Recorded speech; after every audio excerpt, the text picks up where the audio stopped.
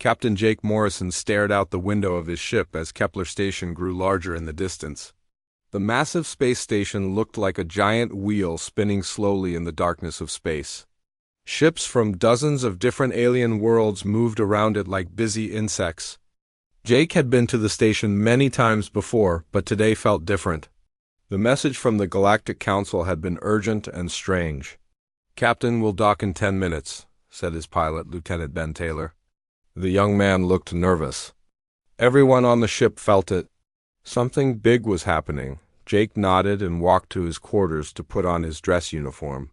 The dark blue fabric with gold buttons made him look official, which was important when dealing with alien governments. He checked his appearance in the mirror. At 35 years old, he had served in the Earth Defense Force for 15 years. His brown hair was starting to show gray at the sides, and his green eyes had seen too many battles. But he was still strong and ready for whatever came next. Earth had joined the galactic community 50 years ago when an alien ship had crashed in the desert outside Phoenix. The aliens, called Viridians, had been peaceful and offered to share their technology. Since then, humans had spread to dozens of worlds and built a small but growing presence among the stars. Most alien species saw humans as young and inexperienced. But they had earned some respect through hard work and honest dealing. The docking process went smoothly. Jake walked through the station's corridors, passing creatures that still amazed him even after all these years. There were the tall, thin Altarians with their silver skin and 4 arms. The short, round Valorians rolled along on their wheel-like feet. The insect-like Zephyrians clicked and buzzed as they moved. All of them were going about their daily business. But Jake noticed they seemed more tense than usual. Ambassador Linda Hayes met him at the entrance to the council chambers.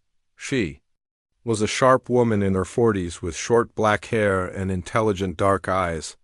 She had been Earth's chief diplomat for 10 years and knew the political situation better than anyone. "Jake, thank goodness you're here," she said, walking quickly beside him. "Something's happening." The council called this emergency session. With no warning, half the delegates looked scared and the other half looked angry. "Any idea what it's about?" Jake asked. "None, but I've heard whispers about some kind of discovery, old records or documents. And your name came up specifically. They want you here for a reason." They entered the great council chamber, a huge, circular room with seats arranged in rings around a central platform. Representatives from 47 different species sat in their assigned places. The room buzzed with quiet conversation in dozens of languages. Jake took his seat in the human section next to Linda, Elder Zephyrian. The ancient leader of the Altarian Republic stood at the center platform. His silver skin seemed to glow under the lights, and his 4 arms moved gracefully as he spoke. Jake had met him before and found him to be wise and fair, but today the alien looked troubled. "Fellow beings of the galaxy," Zephyrian began, his voice carrying clearly through the chamber's speakers, "we gather today because of a discovery. That changes everything we thought we knew about one of our member species." The room fell silent. Jake felt his heart start to beat faster. 3 days ago, a junior archivist named Kira Voss was organizing old files in the restricted section of our historical database. She found documents that should have been destroyed long ago. Documents that reveal a truth that has been hidden for over 200,000 years. Jake looked around the room. Many of the alien delegates were staring at the human section. Some looked afraid. Others looked angry. A few looked sad. The documents concerned the species known as humans, Zephyrian continued. According to these records, humans were not naturally evolved on their homeworld of Earth. They were created. The words hit Jake like a physical blow. Created? What did that mean? Around him, he could hear Linda's sharp intake of breath and the shocked murmurs of other humans in the chamber. "The documents are incomplete," Zephyrian said, "but they clearly state that humans were designed and built by an ancient race called the Architects. The purpose of this creation was to produce biological weapons with specific traits: exceptional adaptability, rapid learning ability, intense loyalty to their group, and an unusual capacity for both creation and destruction." The chamber erupted in noise. Aliens were standing, shouting, arguing. Some were pointing at the humans. Jake sat frozen in his chair, trying to process what he had just heard. Biological weapons? Created by aliens? It couldn't be true. Order! Order! Zephyrian shouted, his forearms raised high. There is more you must know. The documents suggest that humans were designed to be the perfect weapon, but they do not explain what they were meant to fight against. That information has been lost or deliberately destroyed. A delegate from the Cordon Empire, a species that looked like walking trees, stood up. This explains much, he said in his deep, slow voice. Humans learn our technologies faster than any other species. They adapt to new worlds with ease. They form bonds with aliens that other species find impossible. And they are fierce fighters when threatened. Yes, agreed a Balorian representative. In 50 years, they have gone from primitive planet dwellers to a major force in the galaxy. No natural species could advance so quickly. Jake found his voice. Wait, he said, standing up. You're talking about us like we're not here. These are just old documents. How do you know they're real? Zephyrian's large eyes focused on Jake. Because, Captain Morrison, the documents contain detailed genetic information about human DNA that matches perfectly with modern human biology. Information that no one in this galaxy possessed until very recently.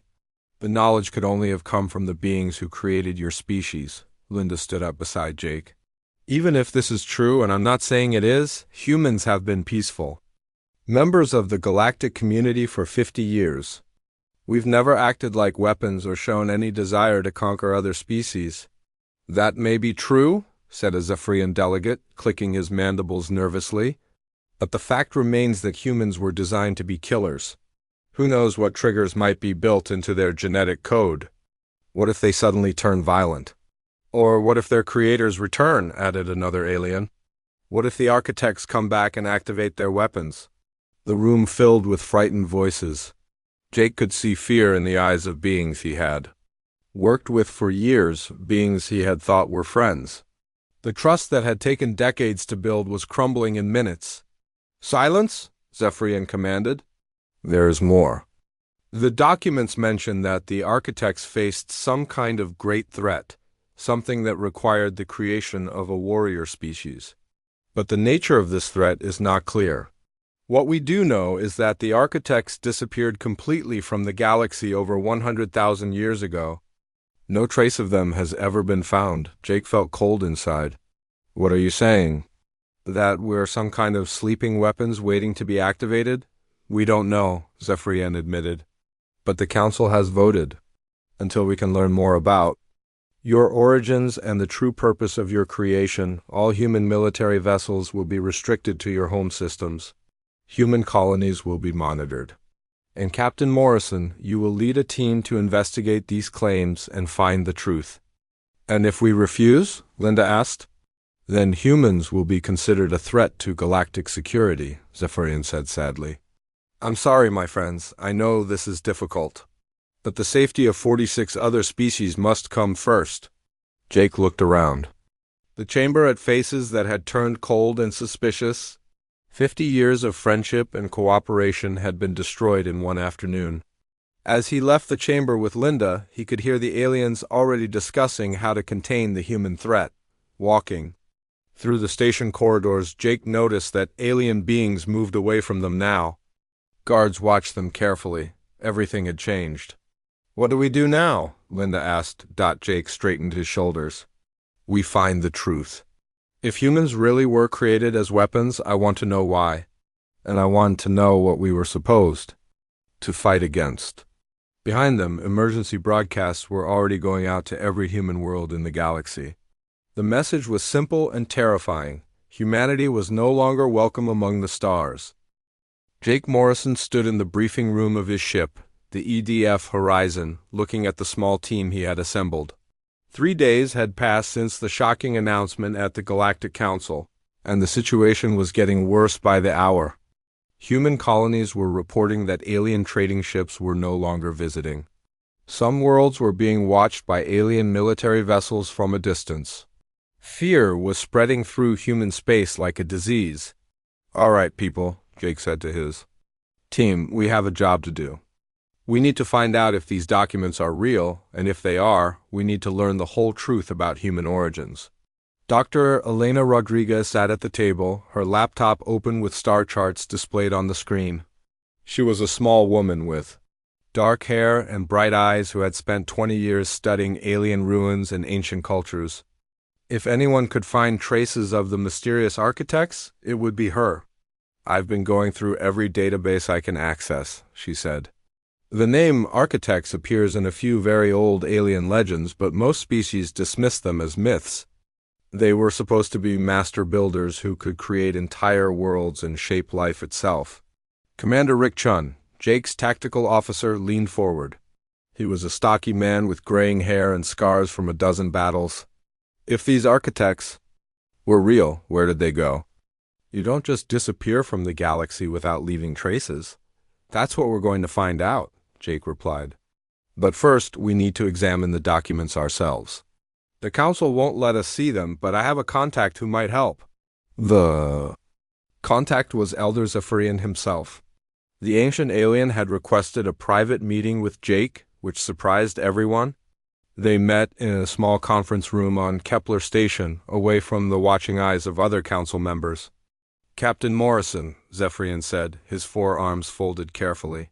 I want you to know that I do not believe humans are a threat to the galaxy. In 50 years of contact, your species has shown nothing but honor and friendship. Then why are you helping to cage us? Jake asked, unable to hide his anger. Because I am afraid, Zephyrian admitted. Not of humans, but of what created them. I have been studying these documents for longer than the Council knows. They contain information that terrifies me. The alien reached into a bag and pulled out a small data device. This contains copies of everything we found. The full records, not just the summaries the Council saw. What you will learn may change how you see your own species. Jake took the device carefully. Why are you helping us? Because I believe the truth is more important than fear, Zephyrian said. And because I think humans were created for a purpose that we do not yet understand. A purpose that might be important for all of us. Back on his ship, Jake gathered his team to review the stolen documents. Dr. Rodriguez connected the device to the ship's computer and began translating the alien text. What they found was both fascinating and disturbing. The architects were incredible, Elena said as she worked. Look at this genetic map. They didn't just create humans randomly. Every trait was carefully designed. Enhanced learning ability. Improved pattern recognition, increased physical endurance, and something called pack bonding that's stronger than any other known species. Pack bonding? Rick asked. It's the human ability to form strong emotional connections with others. Even with different species, Elena explained. Most aliens can only truly bond with their own kind. Humans can form deep friendships with anyone. The architects made you that way on purpose. Jake studied the data flowing across the screen. It says here that humans were designed to be adaptive. Warriors and unity builders. What does that mean? Keep reading, Elena said, her voice growing excited. There's more. The architects faced something called the Great Devouring. It was some kind of threat that was destroying entire civilizations. They needed a species that could fight it, but also one that could bring different worlds together. So we weren't just weapons, Jake said. We were meant to be leaders. Unifiers? That's what it looks like, Elena confirmed. But there's something else. The records mention that the architects succeeded in stopping the Great Devouring, but at a terrible cost. The entire architect civilization was destroyed in the process. Rick stood up and walked to the window, looking out at the stars. So these architects created us to fight some ancient enemy, won the war, and then died out. That was 200,000 years ago. Why does any of this matter now? Elena's fingers stopped moving on the keyboard. Her face had gone pale. Because the records also mention that the Great Devouring wasn't destroyed. It was only sent away, and the barriers keeping it out are not permanent. Before anyone could respond, the ship's alarm system started blaring. Jake rushed to the bridge where Lieutenant Taylor was standing at the communications console with a shocked expression. "Captain, we're getting emergency signals from 3 different human colonies," Taylor reported. "They're under attack? Attack? By whom?" Jake demanded. "Unknown ships, sir. But they're not using standard alien technology. The weapon signatures are completely unfamiliar." Jake felt ice form in his stomach. Set course for the nearest colony. Maximum speed. The colony was New Boston, a farming world with 50,000 human settlers. When the Horizon arrived, they found a scene of destruction. The colony's small defense fleet was in ruins, and several towns on the planet's surface were burning. But the attacking ships were gone. "Captain," Dr. Rodriguez called from her station, "I'm reading some very strange energy signatures from the planet. This damage wasn't caused by normal weapons." Jake ordered a landing team to investigate. What they found on the surface was even more disturbing. The weapons that had attacked. The colony left burn marks unlike anything in known technology. But more importantly, there were no bodies. "Sir," reported Sergeant Lisa Park, the team's leader, "we found several colonists, but they're acting very strangely. They seem confused and frightened, but they can't remember what happened during the attack." Jake frowned. "Can't remember or won't remember?" "It's like something wiped their memories of the event," Dr. Rodriguez said, examining the medical readings. "But there's something else. The brain scans show unusual activity in areas associated with fear and paranoia." Over the next 2 days, they investigated attacks on 2 other human colonies. The pattern was the same: mysterious ships, unknown weapons, no bodies, and survivors with altered memories. But Jake noticed something else. The attacks seemed designed to create fear rather than cause maximum damage. "Someone wants humans to be afraid," he told his team during a briefing. "But why?" Elder Zephyrian contacted them with disturbing news. "Captain, I've been monitoring Galactic Council communications. Several species are using these attacks as evidence that humans are dangerous. They're saying that your creators have returned to activate their weapons." "That's ridiculous," Jake said. "We're the ones being attacked." "Yes, but fear does not listen to logic," Zephyrian replied. "There's something else. I've been studying the ancient texts more carefully. The architects left behind hidden facilities throughout the galaxy, places where they stored knowledge and technology. I believe one of these facilities might still exist." "Where?" Jake asked. "In the Void Nebula, beyond the rim of charted space. It's a dangerous region filled with radiation and gravitational anomalies. But if the facility is there, it might contain answers about why these attacks are happening." Jake looked at his team. Elena was excited by the possibility of finding actual architect technology. Rick looked concerned about the dangers they would face, but Jake knew they had no choice. "We'll go," he decided. "But first we need to make sure these attacks stop. Elena, I want you to analyze everything we've learned about these mystery ships. Their technology, their tactics, everything. Rick, contact Admiral Martinez at Fleet Command. Tell him we need more ships protecting human colonies." As they prepared to leave for the Void Nebula, Jake couldn't shake the feeling that they were running out of time. The attacks were getting worse, and the galaxy was turning against humanity. Somewhere out there, someone or something was pulling the strings, using ancient fears to tear apart the peace that had lasted for 50 years. The truth about human origins was more complicated than anyone had imagined. But Jake suspected that the real truth was still waiting to be discovered, hidden in the darkness of the Void Nebula. The Void Nebula was a place where most ships feared to go.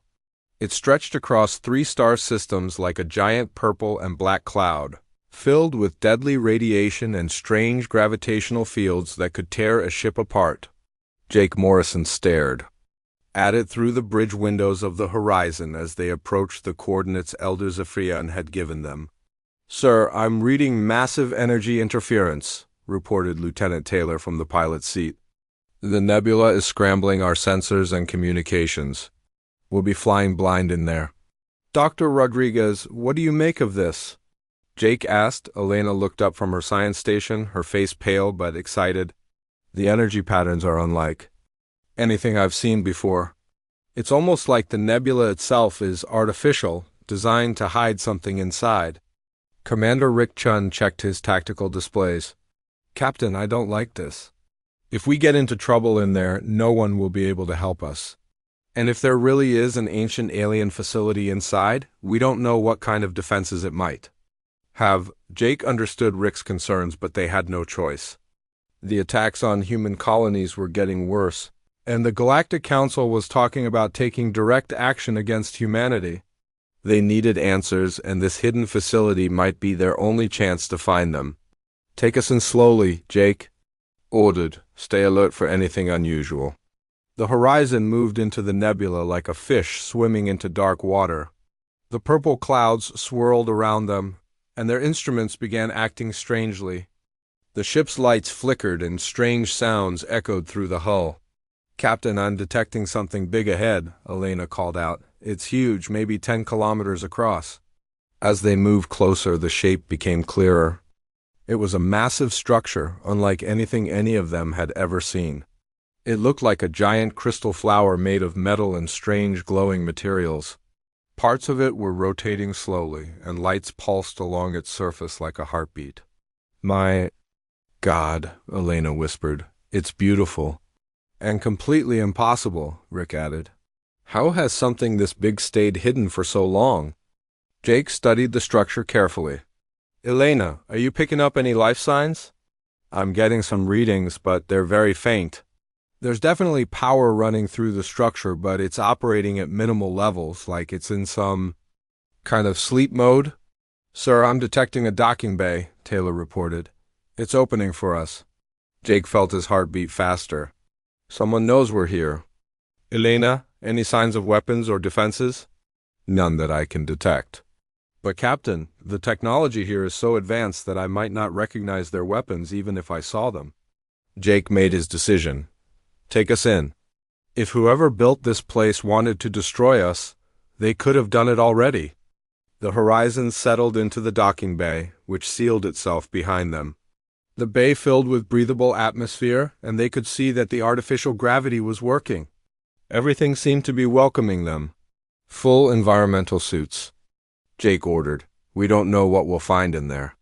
Jake, Elena, and Rick left the ship and entered the facility.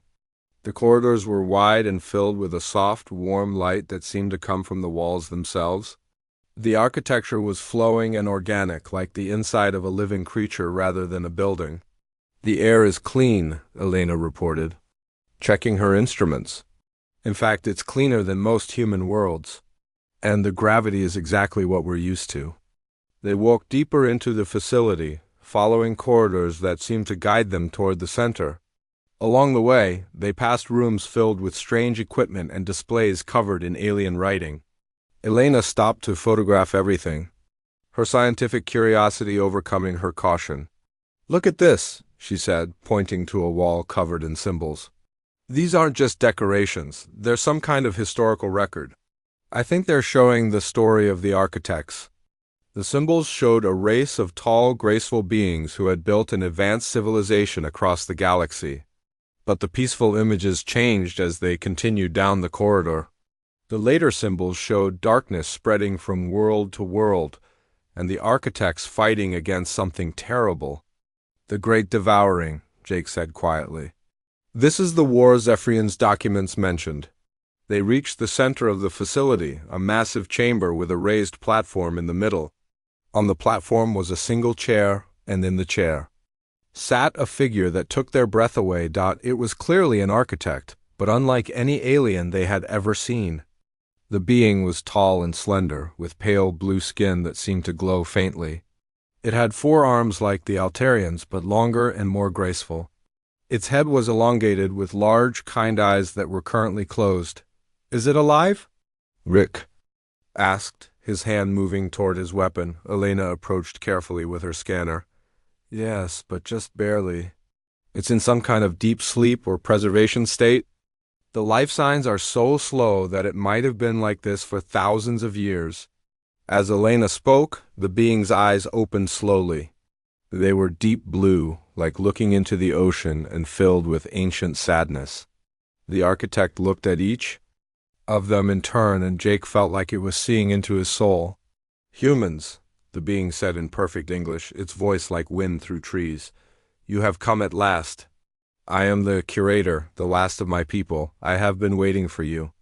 Jake found his voice. "You've been waiting for us? For how long?" 200,000 years, the curator replied, sitting up slowly. "Since the day we created your species and set the wheels of destiny in motion." Elena stepped forward eagerly. "You're really one of the architects? You actually created humanity?" "I helped design your genetic structure, yes," the curator said with something that might have been a smile. "Though I must say, you have exceeded our expectations. We created you to be warriors, but you have become so much more." Rick looked around the chamber suspiciously.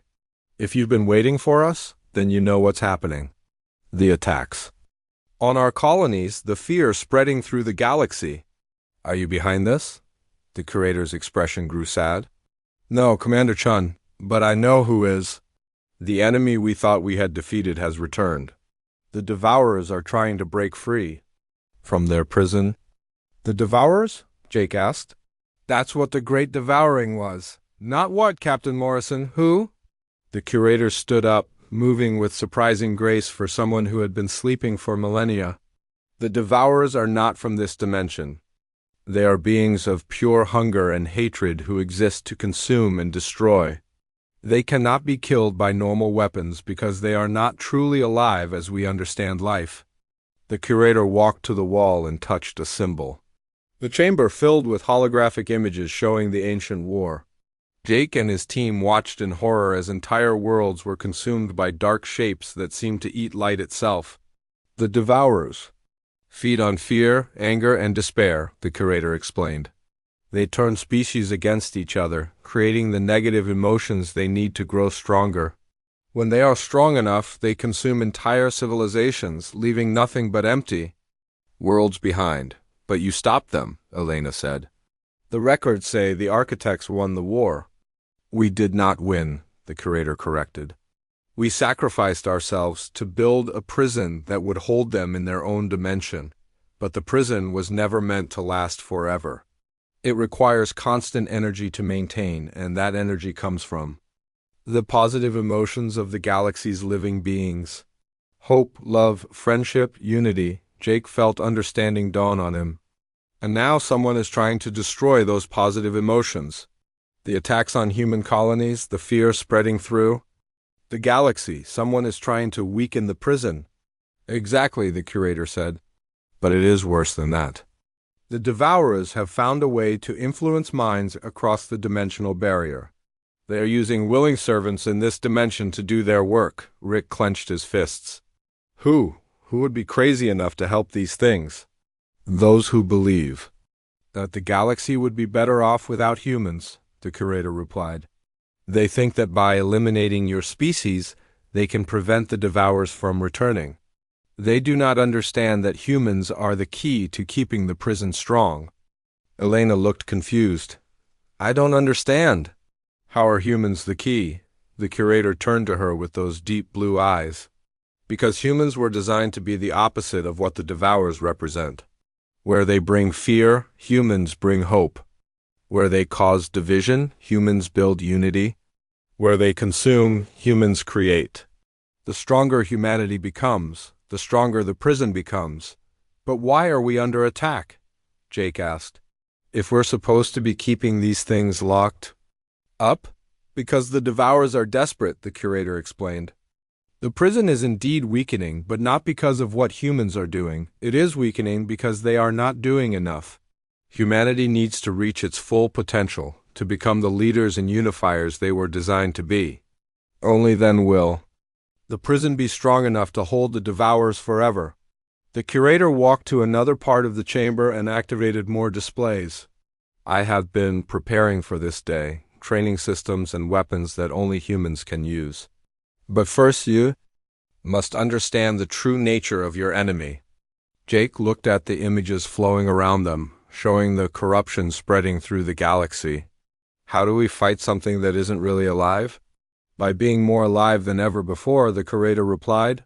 "By showing the galaxy what humans were truly meant Jake Morrison felt the weight of the galaxy on his shoulders as he sat in the curator's ancient chamber. The holographic displays around them showed disturbing images from across human space. More colonies were under attack, and the fear was spreading faster than anyone had imagined. "Curator, we need to get back to human space," Jake said. "Our people are in danger, and the Galactic Council is talking about taking military action against us." The ancient architect nodded sadly. "I understand your urgency, Captain. But there is something you must know before you leave. The attacks on your colonies are not random. They are being coordinated by someone with access to Galactic Council information." Dr. Elena Rodriguez looked up from the architect technology she had been studying. "You mean someone on the council is working with these devourer servants?" "More than someone," the curator replied. "The corruption goes to the very top. But first, let me give you what you will need to fight back." The curator led them to a chamber filled with strange weapons and devices. The technology was beautiful, but alien, made of materials that seemed to shift and flow like liquid metal. These weapons were designed specifically to fight the devourers and their servants, the curator explained. They respond to human thoughts and emotions. The stronger your determination to protect others, the more powerful they become. Commander Rick Chun picked up one of the weapons carefully. It looked like a cross between a rifle and a piece of art, with flowing lines and a soft blue glow. As soon as he touched it, the weapon seemed to come alive, conforming to his grip and displaying information directly in his mind. "This is incredible," Rick said. "I can understand how to use it just by holding it." "The weapons are bonded to human genetic patterns," the curator said. "No other species can use them. It is another safeguard we built into your design." Elena was examining a different device that looked like a sophisticated scanner. "This one shows energy patterns from the devourers. We could use it to track their servants." Jake took a weapon that felt warm in his hands, like it was alive. "How long do we have before the prison fails completely?" "If the current rate of corruption continues, perhaps 6 months," the curator replied. "But if the servants succeed in starting a war between humans and the rest of the galaxy, it could be much sooner." They loaded the architect technology onto their ship and prepared to leave the nebula. As they departed, the curator gave them one final warning. "Remember, Captain, the enemy you face is not just the devourers. Their servants believe they are saving the galaxy by destroying humanity. They are wrong, but their faith in their cause makes them dangerous." The journey back to human space took 3 days, and every hour brought worse news. Jake received reports that 10 more human colonies had been attacked. But more disturbing were the reports from Ambassador Linda Hayes on Kepler Station. "Jake, the situation here is falling apart," Linda said over the communication link. Her face on the screen looked tired and stressed. 3 more species have withdrawn from all trade agreements with human worlds. The Corden Empire is demanding that humans be removed from all council meetings. And President Thornian is calling for a vote to declare humanity a galactic threat. President Vex Thornian was the head of the Galactic Council, a position he had held for over 50 years. He was a Zephyrian, like the species that looked like giant insects, but he had always been known for his calm leadership and fair decisions. "Thornian has been acting strangely," Linda continued. "He's pushing for military action against human colonies, claiming that we're some kind of sleeper weapon that could activate at any time. Some of the other delegates are starting to question his judgment, but he has a lot of support." Jake felt a chill run down his spine. "Linda, I need you to be very careful around Thornian. We've learned things that suggest the attacks on our colonies are being coordinated from inside the council." "What do you mean?" Linda asked. "I mean, someone with access to council information is working with our enemies. Stay alert and don't trust anyone completely." When Jake's ship arrived at Earth, they found the planet's defenses on high alert. Admiral Sarah Martinez, the head of Earth Defense Command, met them at the space station orbiting the planet. "Jake, thank God you're back," she said. "We've got ships from 6 different alien species watching our outer system. They claim they're just observing, but it looks like a blockade to me." Jake quickly briefed the Admiral on what they had learned about the Devourers and the Curator's warnings. Admiral Martinez listened with growing concern.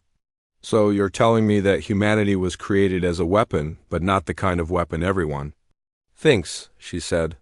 "And now some ancient evil is trying to break free by turning the galaxy against us." "That's exactly what I'm saying," Jake replied. "And we think the conspiracy goes all the way to the top of the Galactic Council." Admiral Martinez stood up and walked to the window overlooking Earth. "Jake, I've got some bad news. While you were gone, we intercepted communications between several alien fleets.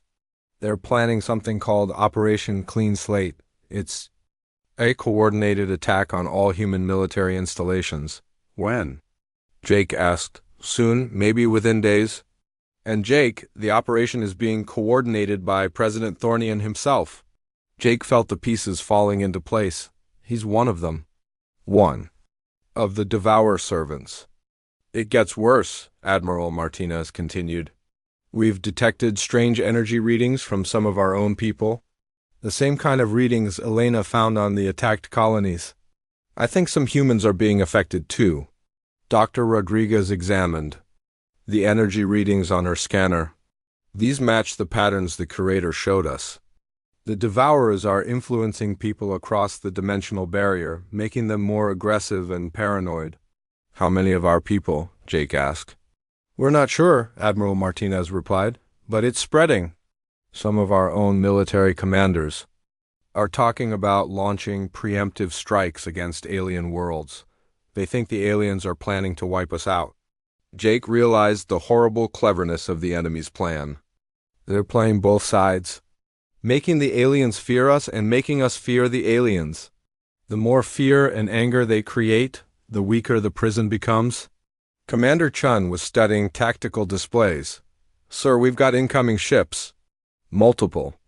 Alien fleets are jumping into the system." "How many?" Admiral Martinez asked. 30 ships so far, with more arriving. "It looks like the blockade is becoming an invasion force." Jake made a decision. "Admiral, we need to try to communicate with them. If we can show them proof of what's really happening, maybe we can prevent this war." "And if they won't listen?" she asked. "Then we fight," Jake said grimly, "but not to destroy them. We fight to protect them from themselves." The alien fleets took positions around Earth, but they didn't attack immediately. Instead, they sent a message demanding that humanity surrender all military vessels and submit to galactic oversight. "This is President Thornian speaking," came the voice over the communication channel. "Humans of Earth, you have been deceived about your own nature. You are biological weapons created to destroy other species. For the safety of the galaxy, you must surrender immediately." Jake opened the channel to respond. "President Thornian, this is Captain Morrison. I know what you really are. You're being influenced by entities from another dimension. Fight their control before it's too late." There was a long pause before Thornian replied. When he spoke again, his voice sounded different, colder. "Captain Morrison, you have been infected by architect lies. Humanity must be contained or destroyed. This is not negotiable." "Sir," Elena said quietly, "the energy readings from his ship are off the charts. He's not just influenced anymore. He's completely controlled." Admiral Martinez looked at Jake. "Orders, Captain?" Jake looked out at the alien fleets surrounding Earth. Somewhere out there, Ambassador Hayes was probably trying to find allies who would listen to reason. But it might be too late for diplomacy. "Prepare all defenses," Jake ordered. "But remember, most of those aliens out there are victims, not enemies. We protect Earth, but we try not to kill anyone if we can help it. And if they attack?" Admiral Martinez asked. Jake gripped the architect weapon at his side. "Then we show them what humans were really designed to be. Not weapons of destruction, but guardians of hope." The first shots were fired 10 minutes later, and the battle for Earth began. The space around Earth filled with laser fire and explosions as the battle began. Jake Morrison stood on the bridge of his ship, watching human and alien vessels fighting desperately. But this was not the kind of war anyone had expected. "Elena," Are you getting readings on the Devourer influence? Jake asked. Dr. Rodriguez worked frantically at her scanner. It's getting stronger, Captain. The fear and anger from the battle is feeding them. I can actually see the dimensional barriers weakening on my instruments. Jake made a decision that would either save the galaxy or doom it. He opened a communication channel to every ship in the battle, both human and alien. All ships, this is. Captain Morrison of the Earth Defense Force, stop firing immediately. You are all being manipulated by entities from another dimension called the Devourers. The response was immediate and angry. Morrison, surrender now or face destruction, came President Thornian's voice. Your lies will not save your species. But, Jake continued broadcasting, the Devourers feed on fear and hatred. Every shot we fire makes them stronger. President Thornian is no longer in control of his own mind. Look at your energy readings. Look at the dimensional distortions appearing around the battle. On several alien ships, science officers began checking their instruments. What they found made them stop firing. Strange energy patterns were indeed appearing in space around them. Like cracks in reality itself, Commander Rick Chun reported from the tactical station. Sir, about half the alien ships have stopped shooting. But Thornian's flagship and 6 other vessels are still attacking. Those are the ships with crews that are completely controlled, Jake realized. Elena, can we use the Architect weapons? To break the Devourer influence? Possibly, Elena replied. But I'll need to modify the weapons to work on a large scale. And, Captain, if I'm right about this, it's going to require every human in the solar system to work together. Jake understood immediately, the pack bonding. Our ability to connect with each other emotionally, exactly. The Architect weapons respond to human emotions, especially the desire to protect others. If we can get every human to focus on hope and unity at the same time, we might be able to create a wave of positive energy strong enough to push back the Devourer influence. Admiral Martinez's voice came over the communication system. Jake, we've got a problem. Thornian's ship is heading straight for Earth. His weapons are charging for what looks like a planet-killing attack. Jake looked at the tactical display. Thornian's massive flagship was indeed moving toward Earth, and its energy readings were off the charts. The corrupted Zephyrian was preparing to destroy humanity's homeworld. Rick, take us between Thornian's ship and Earth. Elena, how long do you need to modify the weapons? At least 10 minutes, Elena replied. We don't have 10 minutes, Jake said grimly. We'll have to buy you time. The Horizon accelerated toward Thornian's flagship, along with a dozen other human ships. It was a hopeless fight. Thornian's vessel was 10 times larger and armed with the most advanced weapons in the galaxy. But the human crews didn't hesitate. As the small human fleet engaged the massive alien ship, Jake opened another broadcast. This time, he spoke directly to Earth and all the human colonies. People of Earth, this is Captain Morrison. Our planet is under attack, but not by the aliens you think.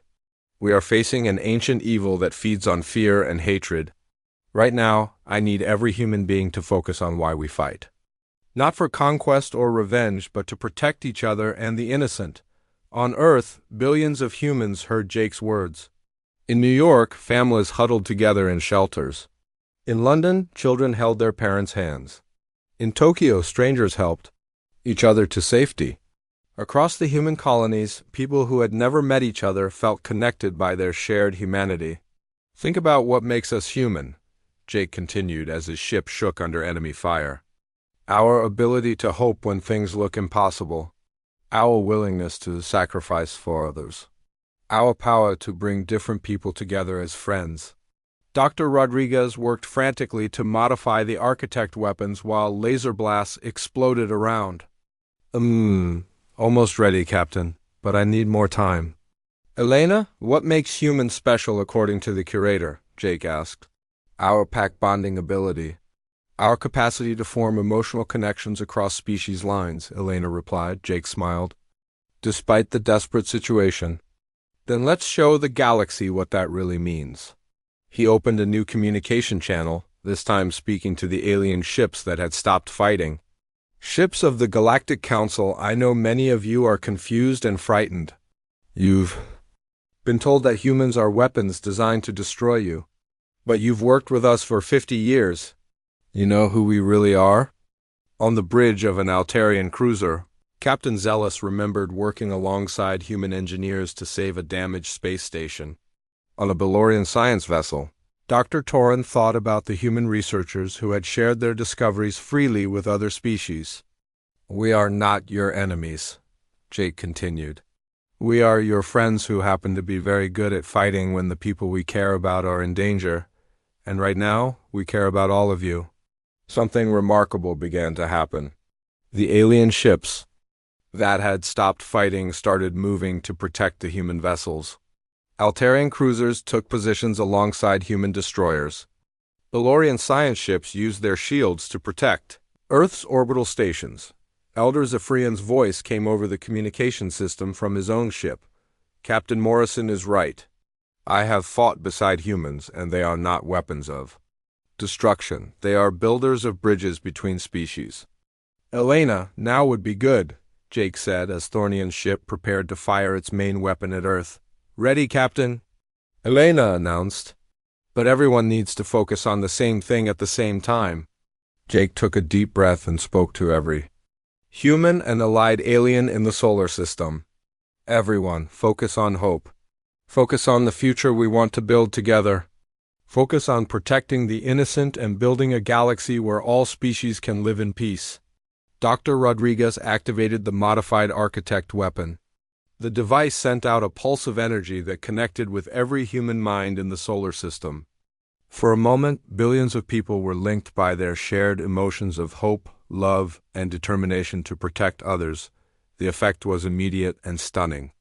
A wave of brilliant light spread out from Earth, washing over every ship in the battle. Where the light touched Thornian's vessel, the dark energy of Devour influence began to break apart like smoke in the wind.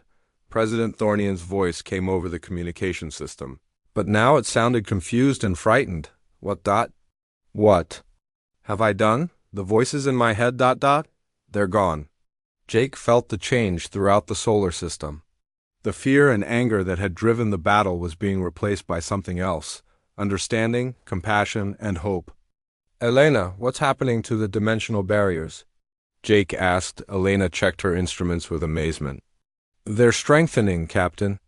The wave of positive emotion is reinforcing the prison that holds the Devourers. I think we did it." Over the next few hours, the full extent of the victory became clear. The Devourer influence had been pushed back not just from the solar system, but from much of the galaxy. Species that had been manipulated into fear and hatred were remembering why they had chosen to work together in the first place. President Thornian, free from Devourer control, made a public apology to humanity and revealed everything about the conspiracy. The truth about human origins was no longer a secret, but it no longer mattered.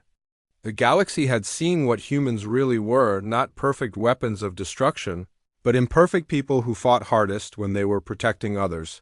6 months later, Jake stood in the newly rebuilt Galactic Council chambers. The Council had been reformed with new safeguards against outside influence. Humans now served alongside other species as peacekeepers and diplomats, using their unique abilities to bring different cultures together. Ambassador Linda Hayes was now the Secretary General of the new council. Dr. Elena Rodriguez had established an academy where humans and aliens studied together to learn about ancient threats and how to prevent them. Commander Rick Chun led the Guardian Corps, a joint military force dedicated to protecting all species from future dangers. Jake himself had been promoted to admiral and given command of the dimensional monitoring stations that watched for any sign of the Devourer's return. As he looked out at the representatives of 47 different species working together, Jake remembered the curator's final words to him before the ancient being had returned to its long sleep. "You have become what we always hoped you would be, Captain. Not perfect weapons, but perfectly human. Your greatest strength was never your ability to destroy, but your refusal to stop caring about others even when they feared you. The galaxy was safe, not because humans were the perfect weapon, but because they had chosen to be the perfect guardians. And in a universe full of wonders and dangers that made all the difference,